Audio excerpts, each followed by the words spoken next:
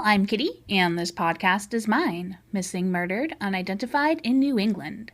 I cover cases from the New England states of Connecticut, Maine, Massachusetts, New Hampshire, Rhode Island, and Vermont. Each episode takes place over the years of January 1st, 2010 to December 31st, 2020. And based on sources, some episodes will be long and others will be short, as these cases don't generally have much information available. All of the research, scripting, opinions, and mistakes herein are my own, and I will offer updates and corrections as needed. I do not trigger warn for wounds, as they are a necessary part of the narrative. I will trigger warn for such topics as animal death, domestic violence, suicide, etc. as needed. Now with that, please listen in as I tell you about July 2012. July 8th, 2012. In Dragett, Mass. On July 8, 2012, boaters spotted a body near 197 Haverhill Street, Merrimack Ave, Route 110, at 11:30 to 11:40 a.m. The deceased was a light-skinned white or Hispanic male with red body hair, with an average build.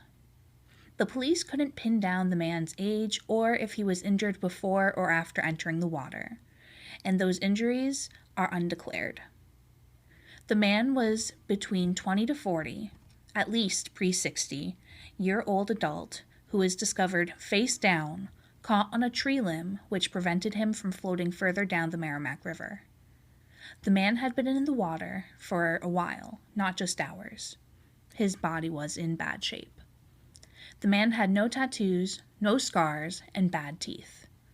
The man's body was estimated to be 2 weeks post-mortem and 5'9", 119 pounds. The man was found floating 10 feet from the embankment. The man was wearing a shirt from Happy Chef Staff Collection that said Corporate Chefs Incorporated in red next to a picture of a pineapple.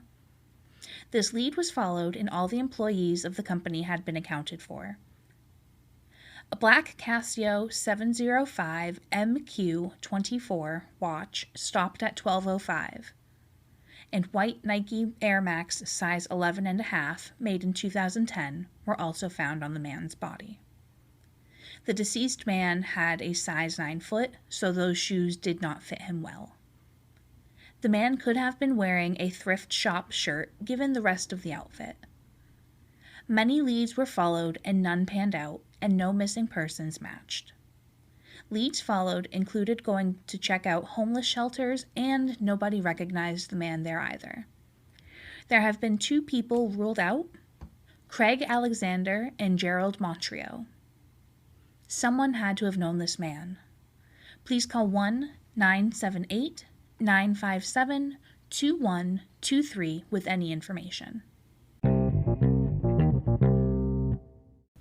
July 4th, 2012. Pedro A Hernandez-Perez is a 170-pound, 5'6" white man from Stamford, Connecticut. Pedro has brown hair and brown eyes. Pedro was reported missing by his friend, who last saw him on July 4th, 2012. No comparisons have been made, and no other information is available.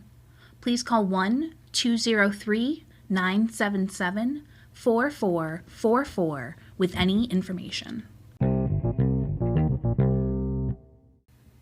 July 2nd, 2012. On July 2nd, 2012, an adult male, either white or Caucasian, Hispanic or Latino, who was pre-60, anywhere between 50 to 52 years old, was discovered in Worcester, Mass. In his residence. The deceased was 5 foot 2 inches, 142 pounds, with short, dark hair, and an unknown eye color due to putrefaction and decomposition. On the man's left pec rested an old, stretched out and faded, not dainty, but bold and tasteful, rose, faded after years of tanning and age. There was one yellow metal stud earring found in the man's ear, but it didn't say which ear, and there was no clothing listed as being found on the body. No comparisons have been made, and no other information is available. Please dial 1-617-267-6767 with any information. July 25th to July 26th, 2012. Ashley William Costley was born on December 15th, 1990, and was the loving and wonderful brother to 8 brothers and 4 sisters. He had a large family. The 22-year-old had a mom named Susie and a dad named Juan.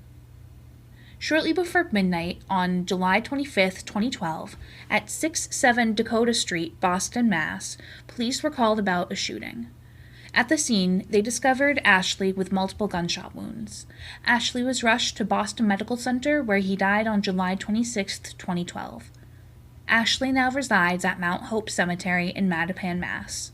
No other information is available. Please call 1-800-494-TIPS. July 27, 2012. The scene is Itasca Street, Mattapan, Mass., where 62-year-old Mac Cat William Caffey Jr., a Vietnam vet, a retired MBTA operator, the father of 1 son and 2 daughters, a grandfather with multiple siblings, a married man of over 30 years to Verena, was killed by unknown means at an unknown location on Itasca Street in Boston, Mass., and is now interred at Oakland Cemetery in Birmingham, Alabama. Please call 1-617-343-4240 with any information. If you have any questions, concerns, complaints, please email me at minepodcast@gmail.com. All one word, and mine is spelled with 2 M's, 2 I's, 1 N, 1 E. Please include what your message is about in the subject line. Later, y'all!